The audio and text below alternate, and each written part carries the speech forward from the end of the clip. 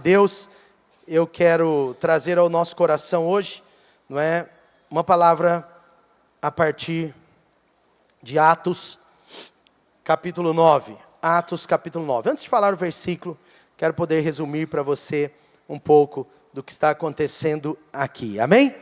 Que alegria ver esses irmãos, porque ninguém pode viver uma vida sem ter um encontro com Deus. Ninguém pode viver uma vida sem ter um encontro com o Evangelho de Jesus. Sabe o que é a grande verdade, que eu vou falar para você com muito carinho? Mas uma vida sem ter um encontro com Jesus, uma vida onde ainda não encontrou o Evangelho de Jesus, ainda é uma vida que está provavelmente na cegueira espiritual, sabe? E se tem algo que vai fazer você ter a plena revelação da vida que Deus tem para você, à medida que os dias se passam, à medida que o tempo vai passando, você vai percebendo ainda mais isso, é o Evangelho de Jesus. É a vida de Deus que é para mim e é para você, amém? Sabe de uma coisa, a palavra de Deus conta a história de um homem. Esse homem, ele odiava o Evangelho. Ele odiava os evangélicos. Ele odiava os cristãos. Esse homem, a palavra de Deus diz que ele não só aprovou, mas ele participou indiretamente com a parte burocrática, com a parte de incentivo, da morte de um grande avivalista da igreja primitiva. O nome desse avivalista era Estevão. Estevão era um diácono, era alguém que servia, que amava as pessoas, que tinha ideias conservadoras. Era alguém que estava tentando viver o evangelho na íntegra. Era um homem que tinha tido uma experiência com Deus. Era o Charlie Kirk daquela época. Estevão, ele estava servindo a Deus, até que um dia, esse homem convoca a sua turma. Esse homem chamado Saulo. A Bíblia diz que ele participou da morte de Estevão. E Estevão não morreu porque era um criminoso, Estevão não morreu porque ele tinha feito algo ruim. Estevão morreu pelo que ele acreditava. Estevão morreu pelo que ele acreditava. Que triste nós vemos essa semana um homem assassinado diante das câmeras, diante do mundo inteiro, pelo que ele acreditava. Um homem cristão que acreditava no Evangelho, que acreditava na palavra de Deus, mas do outro lado, um homem cheio de ódio, vai e tira a vida daquele pai, daquele filho, daquele marido, Charlie Kirk. Sabe, Estevão foi esse Charlie Kirk, porque o Espírito continua vivo. Você pode achar que não, mas esse mesmo Espírito que perseguiu ali, hoje ainda persegue. Agora, naquela época, esse Espírito estava sobre a turma desse homem chamado Saulo. Diga comigo, Saulo. Saulo foi esse homem perseguidor da igreja. Ele perseguia cristãos. E agora a Bíblia diz que Saulo, ele estava viajando para Damasco. Ele está numa viagem que não era uma viagem de negócios. Não era uma viagem para passear. Aliás, ele nem tinha família. Sabe, essa viagem não era uma viagem para conhecer a cidade de Damasco. Essa viagem, ela estava sendo feita. Isso está em Atos, no capítulo 9. A viagem de Saulo estava sendo feita porque ele tinha uma carta de autorização dos líderes fariseus, dos líderes da maior turma dos judeus. Ele tinha uma autorização para perseguir, para prender e para matar cristãos, simplesmente por serem cristãos. Simplesmente pelo que eles acreditavam. Simplesmente pela sua fé. Esse negócio não é tão novo. Ainda que hoje todos vêm porque é filmado, porque passa rapidinho, o mundo inteiro está sabendo, mas não é tão novo. Agora, a grande boa notícia é que no caminho de Damasco, na estrada onde Saulo viajava, esse homem foi alvo da graça de Deus, porque a palavra de Deus diz que Deus, Ele quer, Deus deseja que todo homem seja salvo e chegue ao pleno arrependimento, ao pleno conhecimento da verdade. Sabe aquele assassino lá que matou Charlie Kirk? Sabe de uma coisa? Até ele, Deus quer salvar. A obra da cruz não foi para homens bons, não foi para homens brancos ou negros, não foi para ricos ou pobres, não foi para homens de coração duro ou mole. A obra da cruz foi para toda a humanidade. Quando Cristo entrega a sua vida na cruz, quando Jesus dá a sua vida, Ele entrega por mim, por você, por cada um que está nesse auditório e por toda a humanidade, seja o mais bom dos homens até o mais mau deles. Quantos estão entendendo até aqui? E sabe, agora, Deus alcança, através do próprio Senhor Jesus, a vida de Saulo. Saulo é esse homem que está indo perseguir os cristãos na cidade de Damasco, naquela estrada, e agora vem uma luz ao seu redor. E é interessante porque a Bíblia diz que os homens que andavam com ele, talvez os seguranças, talvez os colegas ali da sua jornada, da sua empreitada, sabe, aqueles homens ouviam a voz, mas não viam nada. E Saulo, ele vê uma luz tão forte, e aquela luz o cega, e ele diz: quem é você? E a luz, e aquela voz dizia: olha, por que me persegue, Saulo?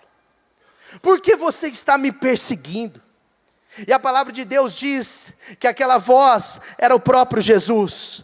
Porque quem persegue a igreja, quem persegue um verdadeiro cristão pelo que ele crê, quem persegue a um cristão pelo que ele acredita, está perseguindo o próprio Cristo. A Bíblia diz que Ele é o cabeça e nós somos o corpo, nós fazemos parte, nós estamos conectados a Jesus, amém? Se você tem uma experiência verdadeira com Jesus, você está conectado com Jesus Cristo. E aí o que acontece? Preste atenção para você entender aonde eu vou chegar. Ele tem agora uma visitação do próprio Cristo. E Jesus não falou: por que persegue a igreja? Por que persegue os cristãos? Jesus falou: por que me persegue? E é interessante que ali, agora Jesus fala para ele: olha, é Jesus que está falando com você. E ele agora cai num quebrantamento. E ele começa ali um processo de mudança. Onde aquela cegueira natural de 3 dias, ele fica cego 3 dias por causa daquela luz, onde aquela cegueira natural de 3 dias, resolveu a cegueira espiritual que ele tinha a vida inteira até ali. Alguns de vocês estiveram no encontro com Deus por 3 dias, e em 3 dias, vocês foram libertos de uma cegueira espiritual, que até lá vocês tinham, amém? Mas eu quero te dar uma boa notícia: vocês não são cegos mais. Agora vocês enxergam. Agora vocês têm visão espiritual. Agora vocês conseguem enxergar Cristo e a sua obra, amém? Sabe, agora Saulo está começando a ver. E ele tem um encontro agora com um homem chamado Ananias, um discípulo de Jesus. Não era alguém assim, um apóstolo conhecido, não era alguém assim, né, dos maiores, mas um simples discípulo de Jesus. É chamado por Jesus para completar a obra do Evangelho na vida de Paulo, amém? Vamos à palavra, Atos capítulo 9, versículo 15. O que eu estava contando para você era um resumo de 1 capítulo e meio de Atos para chegar nessa parte. Olha o que diz aí: mas o Senhor disse a Ananias: vá, este homem é meu instrumento escolhido para levar o meu nome perante os gentios e os seus reis, perante o povo de Israel. Mostrarei a ele o quanto deve sofrer pelo meu nome. Estava falando de Saulo. Então, Ananias foi, entrou na casa, colocou as suas mãos sobre Saulo e disse: irmão Saulo, o Senhor Jesus lhe apareceu no caminho por onde você vinha. Enviou-me para que você volte a ver. Diga comigo: volte a ver. E seja cheio do Espírito. Tem alguém cheio do Espírito Santo aí? Foi bom mesmo.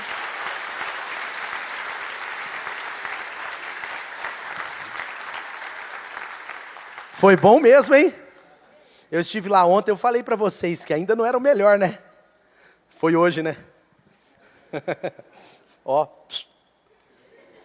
Vamos continuar.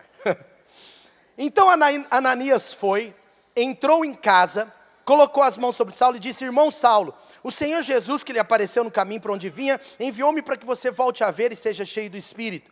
Imediatamente, algo como escamas, não eram escamas, mas eram como se fosse, caiu dos olhos de Saulo, e ele passou a ver novamente. Levantando-se, foi batizado. Depois de comer, recuperou as forças. Saulo então passou vários dias com os discípulos de Jesus em Damasco. Logo, começou a pregar nas sinagogas que Jesus é o Filho de Deus. Todos os que ouviam ficavam perplexos e perguntavam: não é este o homem que procurava destruir em Jerusalém aqueles que invocam o nome de Jesus? Ele não veio para cá justamente para levá-los presos aos chefes dos sacerdotes? Todavia, Saulo se fortalecia cada vez mais e confundia os judeus que viviam em Damasco, demonstrando que Jesus é o Cristo. Diga comigo: cegueira, nunca mais. Sabe, Deus não vai deixar você sair daqui dessa noite com cegueira espiritual. Se você tem um pouco, você vai ter visão completa. Se você tem muito, você vai ser livre dessa cegueira. Assim como Jesus fez na vida de Saulo, Ele vai fazer na sua vida, amém? Primeira coisa que eu quero te falar sobre isso. Primeira coisa, Saulo passou a ver. O versículo 17 e 18 é tão interessante, porque ele fala sobre isso. Caíram escamas dos olhos dele, e ele passou a ver. Então qual era o problema de Saulo? O problema de Saulo, gente, é que ele era espiritualmente cego.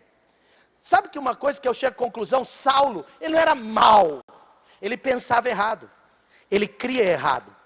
Quando pessoas acreditam de forma errada, elas muitas vezes vão ter comportamentos errados. Os comportamentos errados são justificados na maioria das vezes, ou são explicados pela forma de pensar. Saulo, infelizmente, ele pensava que a religião o levaria a Cristo não a Deus. Ele pensava que um rito religioso era suficiente para ele alcançar a eternidade. Saulo, a Bíblia diz que ele era perfeito na lei. A Bíblia diz que Saulo, ele não errava na palavra, na lei. Até a sua perseguição aos cristãos tinha certa justificativa na religião. Porque a religião, quando ela não tem um relacionamento com Deus, ela vai perseguir os de outras religiões. Mas essa não é do Senhor Jesus. Por isso que ele era cego espiritualmente. Sabe, Saulo, ele achava que a salvação era conquistada. Mas a salvação é pela graça. Todos podemos alcançar. Saulo, ele achava que a Bíblia tinha a ver com um conjunto de regras ou de lei. Mas na verdade, ele não entendia que o pecador deveria alcançar a graça e não um comportamento perfeito primeiro. Sabe de uma coisa? Quem não conhece Jesus ainda está cego espiritualmente. Mas quando nós encontramos o Evangelho de Jesus tira nossa cegueira espiritual. Antes de termos um encontro com Jesus, a gente infelizmente era cego e não sabia. Talvez você esteja aqui nessa noite, e eu queria que você entendesse isso não como uma palavra para sua ofensa, ou para você ficar chateado, mas você pensasse sobre o que eu estou falando lá no seu coração. Porque se você ainda não teve um encontro com Jesus, com o verdadeiro Evangelho, pode ser que você está enxergando todas as pessoas desse auditório, pode ser que você está me enxergando muito bem, com certeza você está enxergando esse telão de LED, mas pode ser que a coisa mais importante você não está enxergando. Pode ser que a coisa mais importante você não está vendo. Sabe, antes nós não enxergávamos que nós precisávamos de salvação, mas agora nós enxergamos. Ele achava que tinha uma religião. A religião de Saulo, preste atenção nisso, ela era a principal religião do Estado de Israel. A religião de Saulo, ele era um fariseu. Ela estava ancorada em tantas regras, em tantos podes, não pode. Mas agora, ele tem um encontro com Jesus. A verdade é que, de que adianta a gente ter uma religião na cabeça e não ter Cristo no coração? De que adianta a gente ter uma religião na nossa forma de pensar, mas não ter Cristo na nossa forma de relacionar? E esse era o problema. Sabe, uma pessoa pode até ter uma religião, mas se ela não tiver um relacionamento verdadeiro com Jesus Cristo, de nada adianta. Olha o que diz em João capítulo 14, versículo 6. Foi o próprio Senhor Jesus quem disse: eu sou o caminho, a verdade e a Agora olha essa parte. Ninguém vem ao Pai a não ser por mim. Ninguém vem ao Pai se não for por Jesus. Queridos amigos aqui nessa noite, preste atenção. Só tem um caminho para o céu, só tem um caminho para Deus Pai, Jesus Cristo, Filho. E toda a obra, desde a vinda de Jesus, foi para a salvação do homem. Foi para tirar a cegueira espiritual. Naquela época, o mundo estava cego espiritualmente. As pessoas estavam dotadas de religiões. E elas iam se multiplicando. Farisaísmo, publicanismo, ismos e ismos e ismos. Mas sabe o que fez? Sabe o que aconteceu? Uma reunião no céu determinou a nossa salvação. Deus Pai, Deus Filho, Deus Espírito Santo decidem na eternidade enviar Jesus para cá. O Filho desceu. O Evangelho de João, capítulo 1, diz que o verbo, Jesus, se fez carne. Ele se humilha, ele desce, ele se torna homem. Ele habita entre nós. Sabe para quê? Para completar a obra da cruz que te deu acesso à salvação. Sabe, você não tinha acesso à salvação. Eu não tinha acesso à salvação. Salvação era algo quase impossível. Mas a salvação se tornou totalmente possível. Porque basta você crer e declarar com a sua boca que Jesus Cristo é o Filho de Deus. E a sua cegueira vai embora. Entregue o seu coração a Jesus. Pela graça de Deus, Ele enviou o seu Filho. Amém?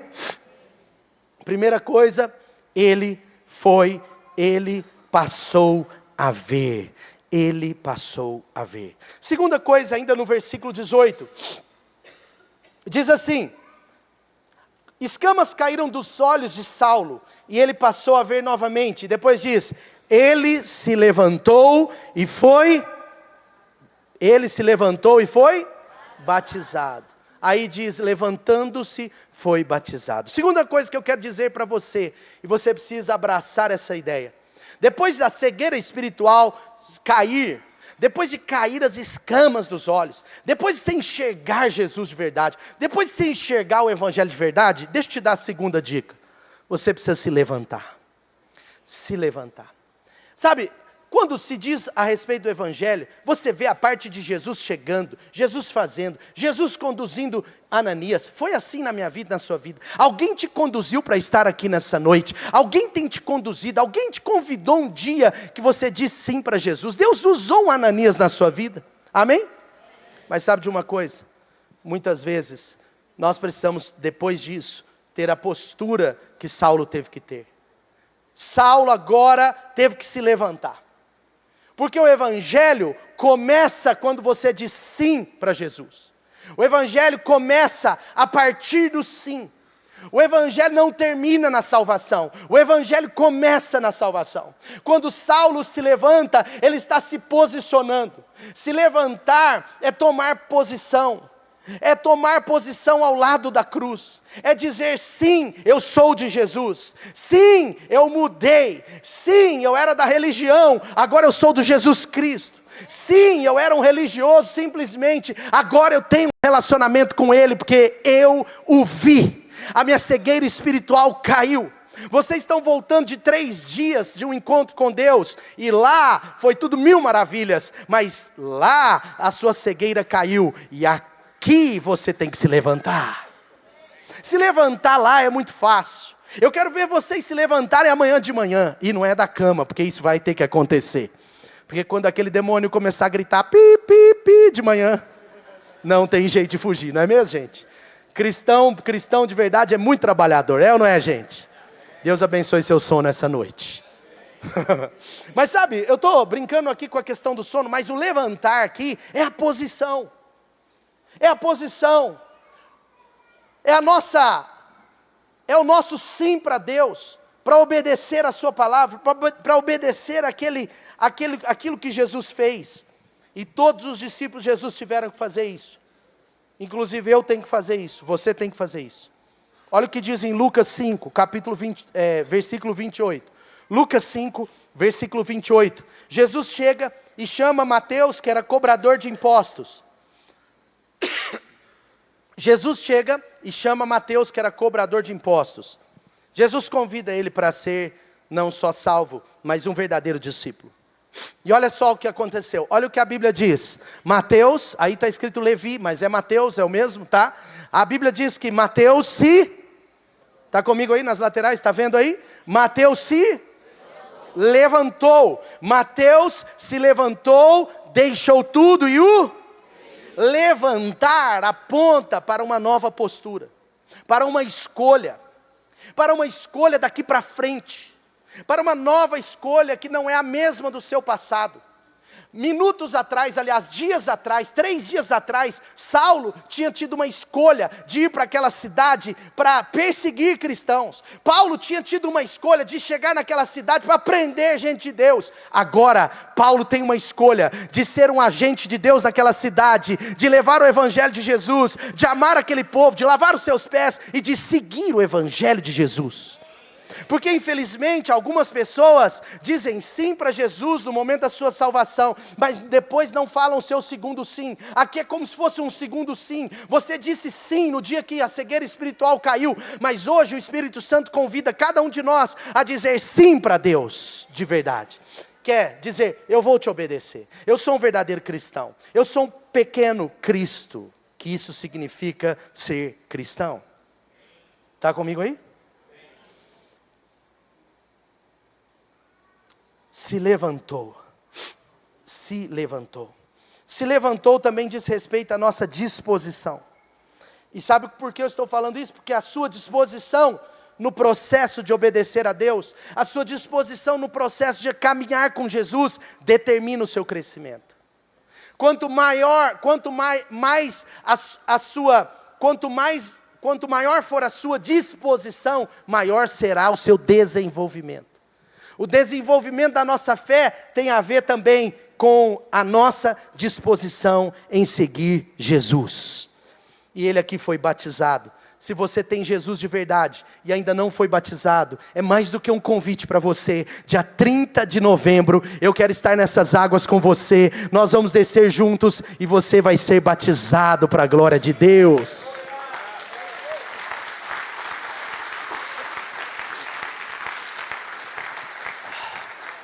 Marcos capítulo 16, Marcos 16, 16 diz, aquele que crer, quantos creem aí de verdade?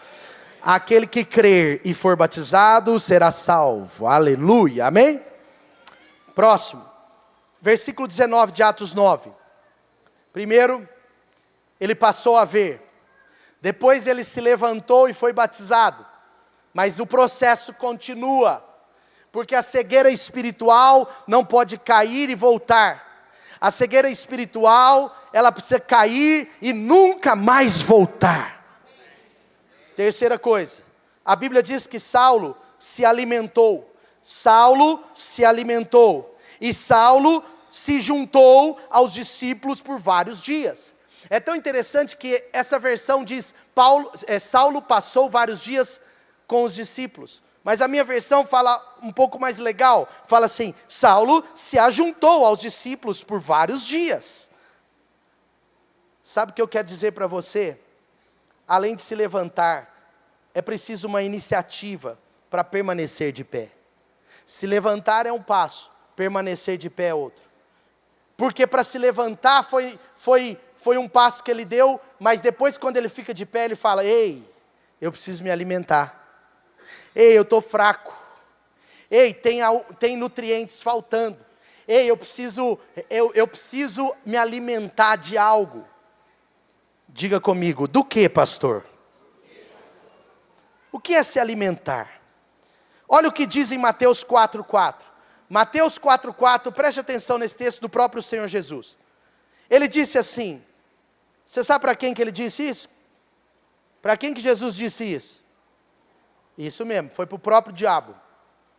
Ele disse assim, está escrito, nem só de pão viverá mas de toda palavra que procede da boca de Deus. Algumas vezes nas escrituras, Jesus está dizendo que nós precisamos nos alimentar da palavra de Deus, da vontade de Deus, nós precisamos nos alimentar, vamos dizer assim, da obediência a Deus. Jesus está falando isso, quando ele encontra aquela mulher a mulher samaritana ali no poço, os discípulos estavam querendo levar um lanche para Jesus, mas ele estava resolvendo um problema mais importante, quebrar a cegueira espiritual daquela mulher. Jesus estava tirando a cegueira espiritual daquela mulher. E os discípulos voltam da cidade de Samaria, e eles dão um lanche para Jesus, aí Jesus fala, não, eu não vou comer. E Jesus disse, a minha comida é fazer a vontade do meu Pai. Aqui Jesus está virando para o diabo e está dizendo, ei, nem só de pão vive o homem. Eu não preciso de pão, transformar pedra em pão. Eu não preciso disso. Por quê? Porque eu me alimento da palavra de Deus. E eu estou sob uma palavra para estar aqui sem alimentar. Ele estava dando uma no diabo. Mas sabe o que eu quero dizer para a sua vida? Nós nos alimentamos espiritualmente da palavra de Deus. Como? Como? Você precisa se perguntar para eu te responder, tá bom? Como? Olha só. Primeiro, na celebração de domingo. Eu não quero aqui dosar as importâncias, mas todo domingo, preste atenção, todo domingo nós pastores trabalhamos a palavra na semana, às vezes semanas antes. Nós não só elaboramos tecnicamente uma palavra, mas nós elaboramos no Espírito, nós nos preparamos espiritualmente, nós lemos, estudamos, conectamos as palavras, trazemos didática para a palavra, para que ela seja um alimento fresco e saudável para você, para a sua vida. Isso é um prazer para nós, eu tenho alegria de fazer isso. Isso aqui é um negócio que me abastece, às vezes eu fico até de madrugada, é uma coisa maravilhosa que eu não sei explicar, eu tenho que me segurar, porque faz parte do meu chamado. Mas sabe de uma coisa? Quando você vem, ouve uma palavra de Deus nesse lugar, você está alimentando o seu espírito, você está alimentando um alimento de qualidade, amém? E você vai receber, vai alimentar. Outro lugar, na célula. Quando você vai na célula, pastor, às vezes a palavra mas sabe por que parece que é a mesma, mas não é. Porque na célula, sabe o que a gente faz? A gente rumina a palavra. A ovelha, ela não é um animal, a ovelha no mundo animal, ela não é um animal que come e engole. Ela fica ruminando. Ela volta e volta, e volta e vai. Sabe por que isso? Porque vai tirando o melhor dos nutrientes do alimento. E assim também é na célula. Na célula você torna a palavra vida. Você torna seu testemunho, você conecta o seu testemunho com aquela palavra. Você edifica uma pessoa, você é edificado pelo testemunho do outro. Então essa palavra, ela ainda é potencializada na sua vida. Amém? E terceiro, eu falei na celebração, na célula, nas terças aqui também. Mas terceiro, sabe de um lugar? No seu tempo a sós com Deus. O salmista disse, eu repito, eu falei semana passada, mas o salmista diz, eu guardei a tua palavra no meu coração para não pecar contra ti. Para não pecar contra ti. Eu guardei a palavra no meu coração para não pecar contra ti. Sabe, a palavra de Deus precisa ser meditada. Abrace a Bíblia. Acorde 15 minutos mais cedo, 20 minutos mais cedo. Sabe, igreja bíblica não tem medo de desafiar os fiéis a ler a Bíblia. E aqui nossa igreja é bíblica. Você pode ler esse livro, você pode meditar nesse livro. Vai fazer mais sentido ainda as pregações de domingo para você. Porque a sua meditação vai se conectar aqui, você vai receber algo de Deus. E a fé vem pelo ouvir a mensagem. E a mensagem é pela palavra. Então, meu irmão, leia a Bíblia. Leia meia hora, leia 40 minutos, ouça a Bíblia, se vira, mas do seu jeito. É importante diariamente isso aqui ser um alimento para você. Amém? Diga comigo, alimentar da palavra. A qualidade e a intensidade do que você alimenta determinará a sua força e a força do seu crescimento. Agora, nesse ponto ainda, é interessante que fala lá o seguinte, que ele passou vários dias com os discípulos. Olha só,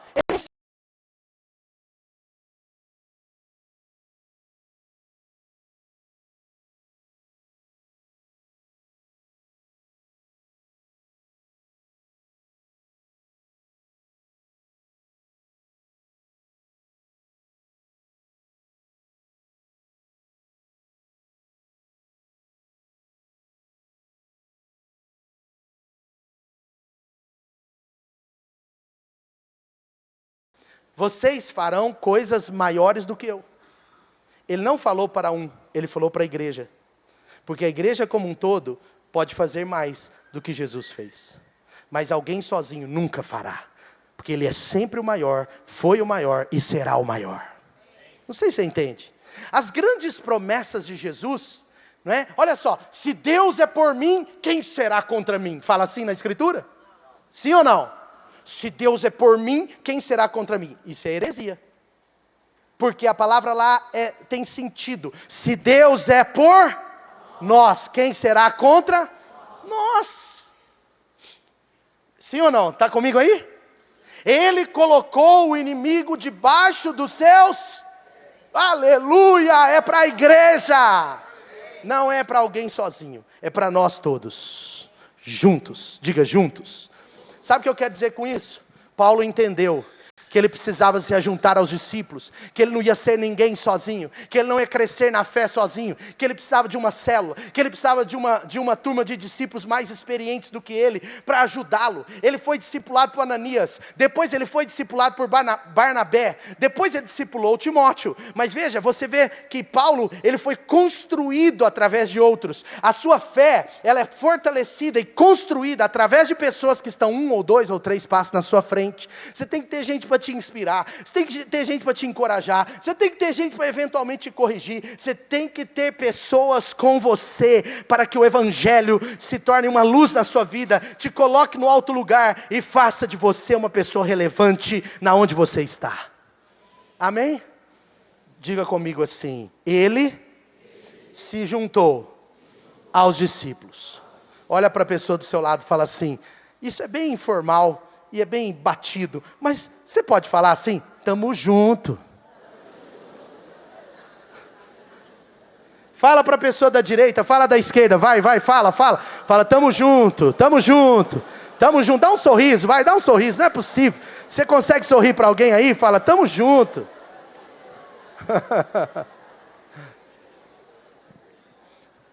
O povo mais alegre da terra é o povo de Deus. Está vendo? A gente ri de bobeira. Amém? E agora por último.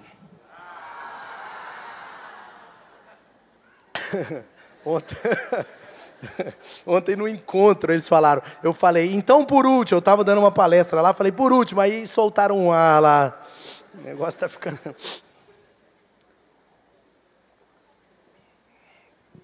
Tem um irmão que me contou que estava ouvindo alguém numa rádio, e o cara falou assim, e por último, e ele estava dirigindo e falou, eu só lembrei ele que, só ele mesmo que ouviu, né? Mas é verdade, por último, eu quero trazer para você o versículo 20. Versículo 20, olha o que diz aí.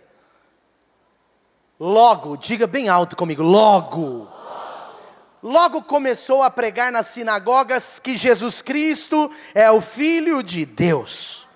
Sabe o que significa logo? Logo é em pouco tempo, é rapidamente. Ele não demorou. Deixa eu te explicar uma coisa. Você não precisa ser teólogo para dar o seu testemunho para alguém. Você não precisa ser teólogo para a sua vida mostrar que Jesus Cristo é o Filho de Deus. Você não precisa ser teólogo. Outra coisa, você não precisa ter uma grande experiência com Jesus, uma larga experiência com Jesus. Você precisa apenas entender que Deus quer usar o seu testemunho logo. Aí preste atenção nisso. Algumas pessoas pegam esse texto e falam assim, pastor, mas espera aí, Paulo já era um eloquente pregador, antes da lei, agora ele está caminhando na graça. É verdade isso, mas sabe de uma coisa? Quando a Bíblia, olha só isso, quando está dizendo assim, Paulo logo foi na sinagoga para falar que Jesus Cristo é o Filho de Deus. Preste atenção aqui, isso é muito importante. Paulo não era casado, não tinha família, assim, a Bíblia não fala. Eu fui em Israel esse ano, e eu tive o privilégio de ir pela primeira vez, mas ao mesmo tempo eu fiquei assim, um tanto quanto arrependido de não ter ido antes. Sabe, quando você tiver uma oportunidade em Israel, você precisa abraçá-la. Construa essa oportunidade. Foi a melhor e a maior viagem da minha vida. E eu tive o privilégio de conhecer alguns países já. Mas nada como Israel, nada, nenhum país. Lá eu tive um up na minha forma de ver o Evangelho. E é interessante quando você chega em Cafarnaum, que eles te apresentam a casa da sogra de Pedro, a casa de Pedro, a casa dos filhos de Pedro. Mas você não vê em nenhum lugar dos que a gente foi, tem outros lugares que é Tiago, aqui é provavelmente onde morava Mateus, mas você não vê em nenhum lugar onde Paulo morava, exceto em Roma, que não é em Israel, em Roma quando ele morreu, que ele teve prisão domiciliar antes da morte. E aí eu perguntei e eu comecei a entender que, na verdade, Paulo não era muito fixo num lugar. Paulo não era essa pessoa. Paulo, o que eu quero dizer para você é que Paulo, ele foi pregar nas sinagogas, por quê? Porque as sinagogas eram o ambiente social que ele vivia. Sinagoga para Paulo não é como pregar numa igreja para mim e para você. Sinagoga é a vida de Paulo. A vida de Paulo era aquilo ali. Ele foi criado ali. Ele passava 8 a 12 horas por dia ali, aos pés dos mestres da lei. Ele ia para ali para memorizar a lei. Ele comia ali, jantava ali, almoçava ali. Então preste atenção, sinagoga era o ambiente social mais comum de Paulo. Qual é a sua sinagoga? A sua sinagoga pode ser o seu lugar de trabalho. Talvez a sua sinagoga seja a sua família, talvez seja o seu prédio, o seu condomínio, a sua academia, sua escola de futebol, o seu grupo de pilates. Eu não sei, mas a sua sinagoga não precisa ser desse tipo. Você tem que entender qual é o ambiente social que você vive. É a sua escola? Sua faculdade?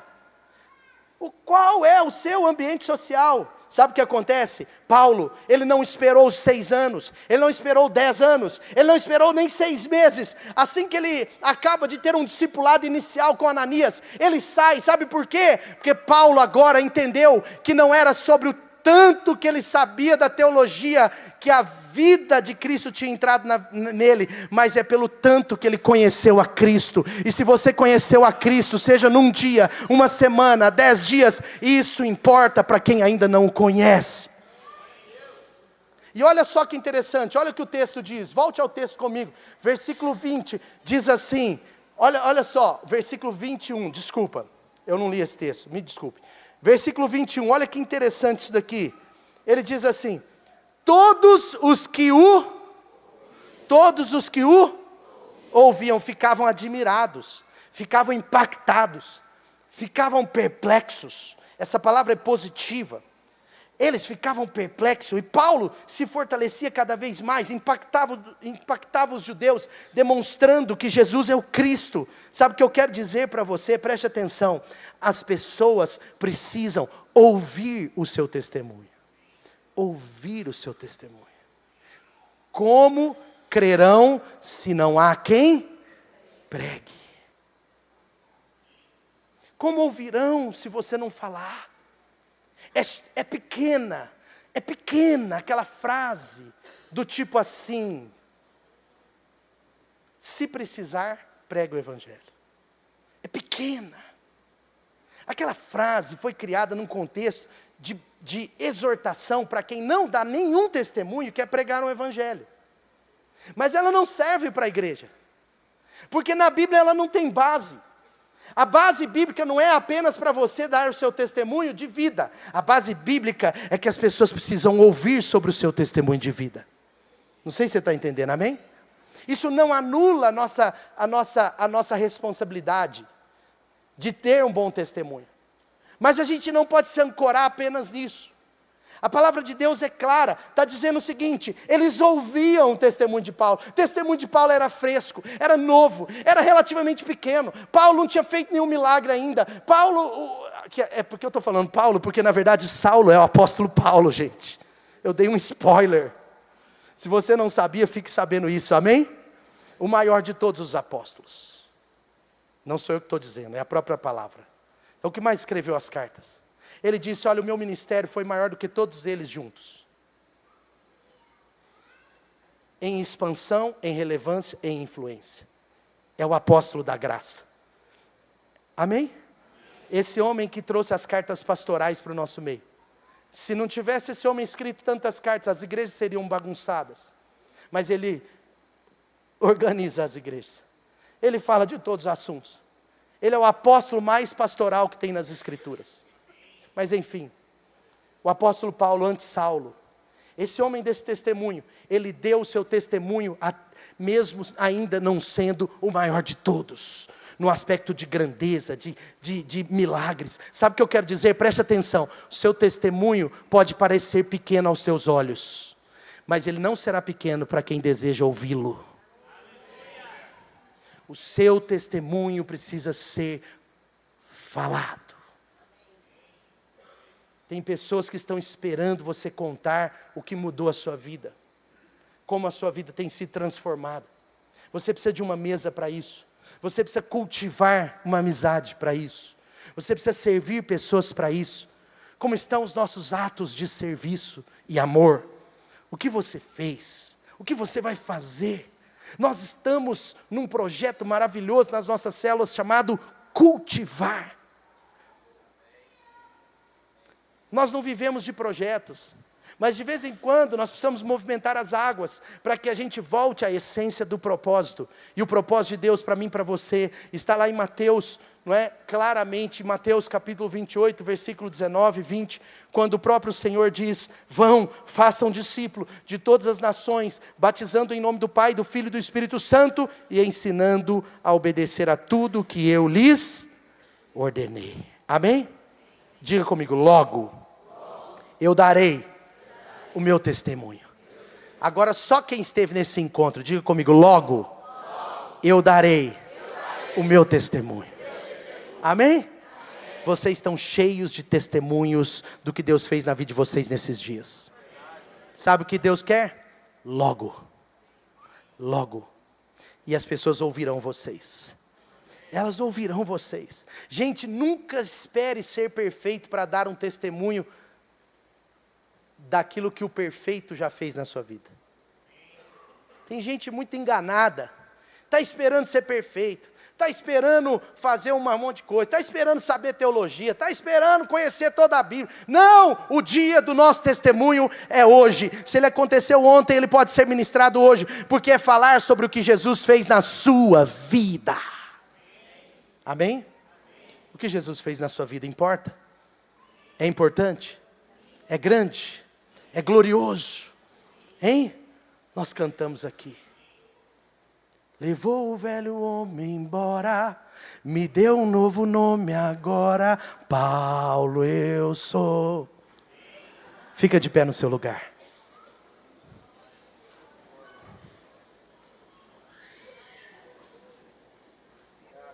Será que a gente consegue cantar só um pedacinho dessa música para a gente fazer uma oração nesses últimos minutos? Talvez você chegou na sexta-feira. Talvez vocês chegaram lá como Saulo. Mas aqui eu estou diante de muitos Paulos. Amém? Talvez você está aqui nessa noite. E o Espírito Santo certamente está incomodando você. Deixa eu te falar uma coisa. Nunca vale a pena resistir ao Espírito Santo. Nunca vale a pena. Nunca vale a pena.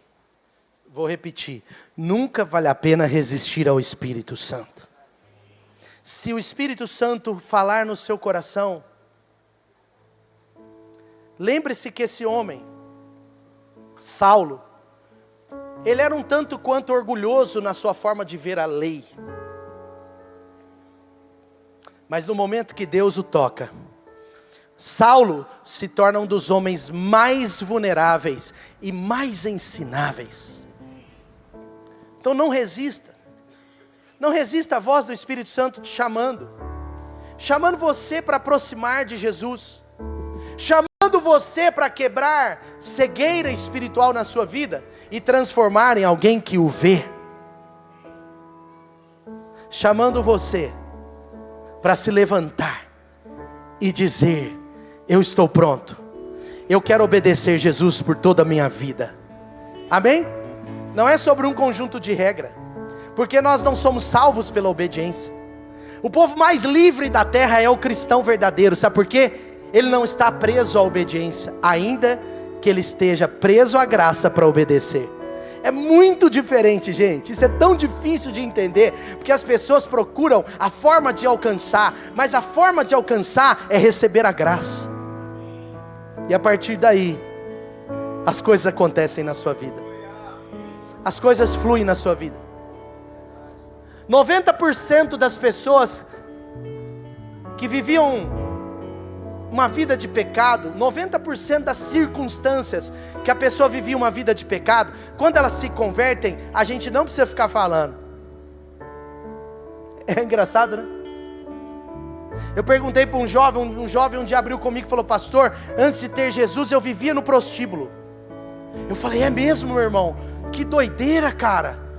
Aí ele falou assim: é, pastor, vivia lá. Eu falei assim: e quem te ajudou a parar de ir lá? Ele falou assim: não sei.